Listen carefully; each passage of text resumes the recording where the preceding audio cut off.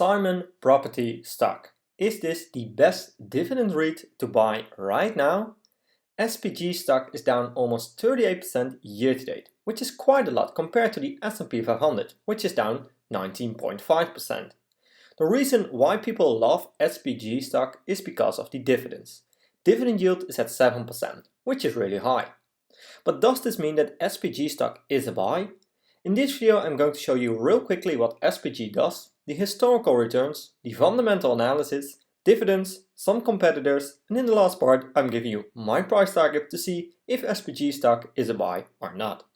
And I think you definitely want to see that part, so make sure to watch until the end.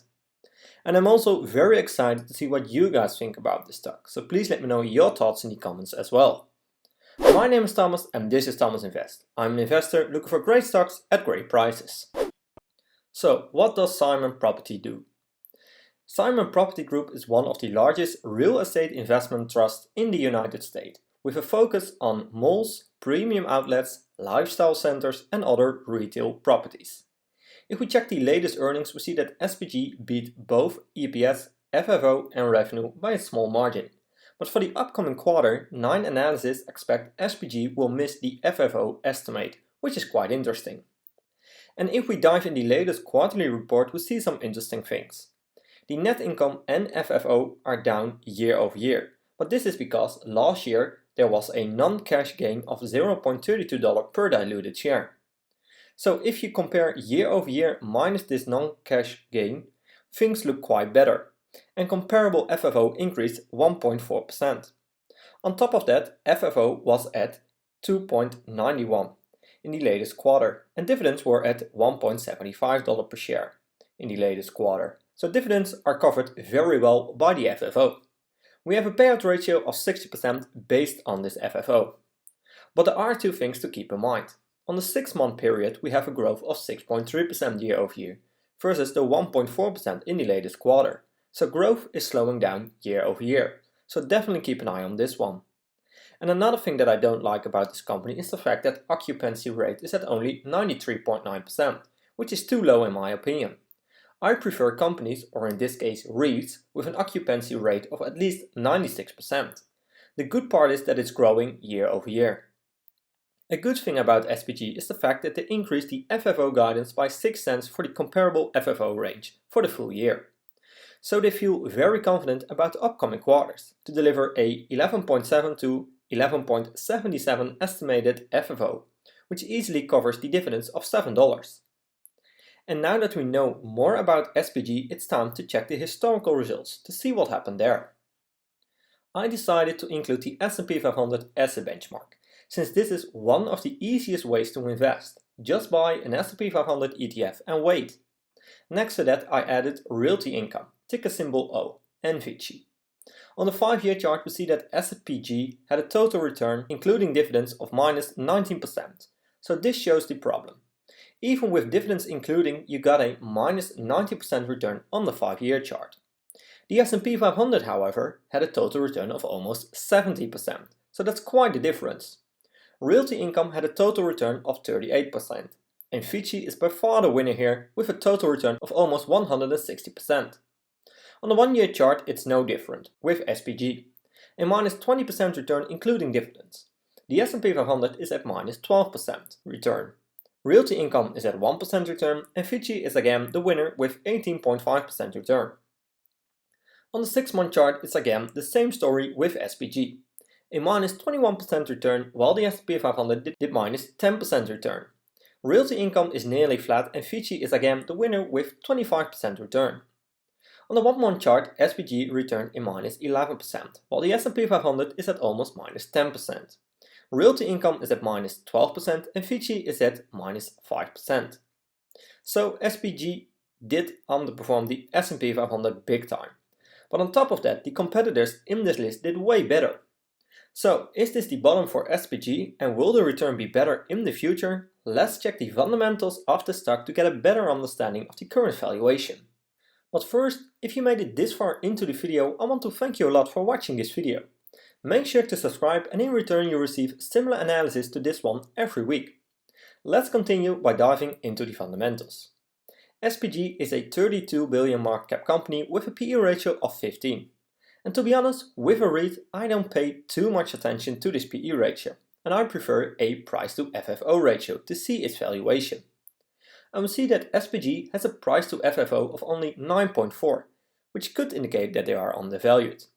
But in the end of this video, I will give you my 3 price targets for SPG, and I think you definitely want to see that part, so make sure to watch until the end. Next up is revenue. SPG has a trailing 12-month revenue of 5.2 billion. And in this graph we see that before the lockdown periods in 2020, revenue went up quite nice and steady. From 2014 until this lockdown period in 2020. Ever since the lockdown periods, things never fully recovered to all-time high revenue. But that's also quite logical, since SPG has a strong focus on malls and outlet store properties. In 2021, revenue went up again. But after a few good quarters, revenue starts to slow down again, so definitely keep an eye on this number. Net income is at 2.11 billion, which gives us a profit margin of 40.6%, which is great, since it's above the 5-year average of 37%, which means that margins are increasing. Return on assets is at 8.2%, which is pretty good for a REIT. Same story with the return on equity, which is at 64%. And the most important number here, return on invested capital, is at 10%, which is quite unusual for a REIT. It's more common to have a lower number here, so I really like this 10.3%, especially since it's above the 5-year average of 9.4%. Another typical thing for REITs are higher debts compared to the cash position. Right now, total cash is at 541 million. Operating cash flow is at 3.6 billion, and leverage-free cash flow is at 1.5 billion. You want them to have enough cash on hand to pay down a big chunk of the total debt. Right now, total debt is at 25 billion, so this means they can't pay down a big chunk of the total debt, so definitely keep an eye on this number. But also keep in mind that for this type of REIT it's also quite logical to have higher debts, because they issued a lot of debt during the lockdown periods, since it has a strong focus on shopping malls and outlet centers. So it's very important that the free cash flow is growing over a longer period of time, since this is used to pay down debt of course, but also to buy back shares, do acquisitions and all other things.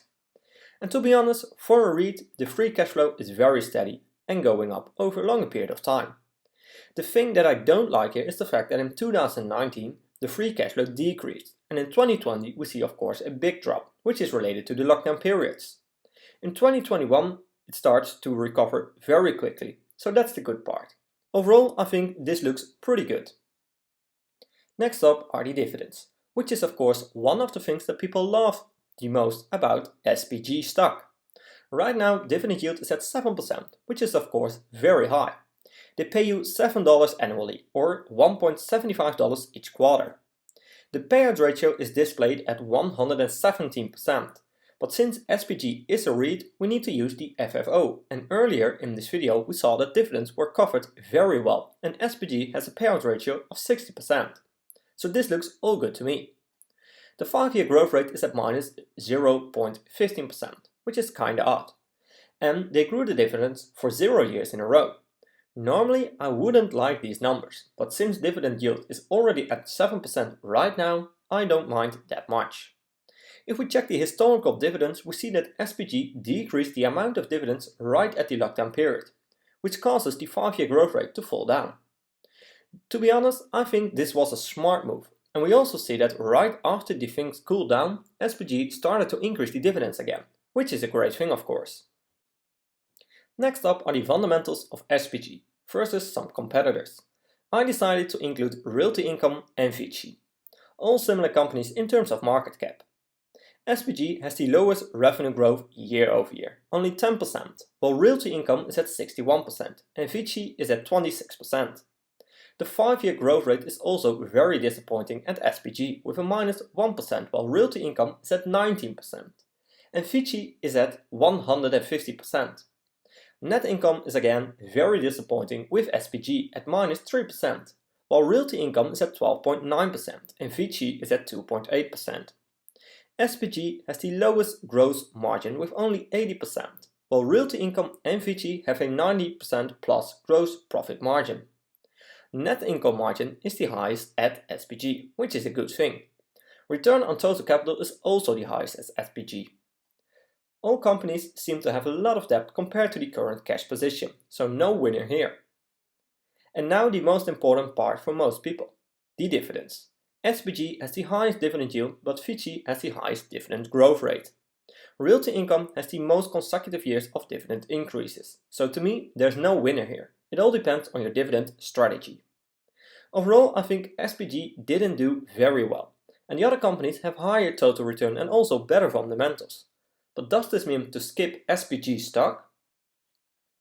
Let's check the 3 price targets that I created using the Everything Money software, which is one of the best tools out there. I'm using a low, mid and high assumption to get the 3 price targets, starting off with revenue growth. We see a 10-year revenue growth of only 0.4%, a 5-year revenue growth of minus 1.8% and a 1-year revenue growth of 10%. And to be honest, things don't look very well as we saw during the analysis. So I'm filling in minus 2% for the low assumption, 0% for the mid assumption and 2% for the high assumption. Profit margin I'm filling in 33, 37 and 41%. For the free cash flow margin I'm filling in 40, 45 and 50%. For the PE ratio and price to free cash flow I'm filling in 15, since I don't want to overpay for a company with a very low growth number. For my desired annual return I'm filling in 50%, since I can get an easy 10% average return with owning an ETF. Usually I fill in 12.5%, but I want a higher margin of safety here, so that's why I'm filling in 15%. Right now SPG stock is at $99. I hit analyze and we see only red numbers. Things are not looking good for SPG. We have a low price target of $39 to $48, a mid price target of $51 to $62, and a high price target of $64 to $79. To me, the mid to highest price target seems the most justified here, so it's still overvalued right now. My final conclusion is that I do like the dividends of this company. But with growth numbers this low and a total return that's also negative in the past 5 years, even with dividends included, I think there are better deals in the market. So for now I will skip this stock and evaluate them from time to time. Maybe things will change in the future, but for now it's not a good deal. But remember to always do your own research and never fully trust on what I or other YouTubers say about a stock. I'm not a financial advisor and this content is just for entertaining purposes only. I hope you liked this video and I did bring some insights of the company to you. I would really appreciate a thumbs up and make sure to subscribe to get notified when I'm posting a new video. Thanks for watching and I will see you in my next video.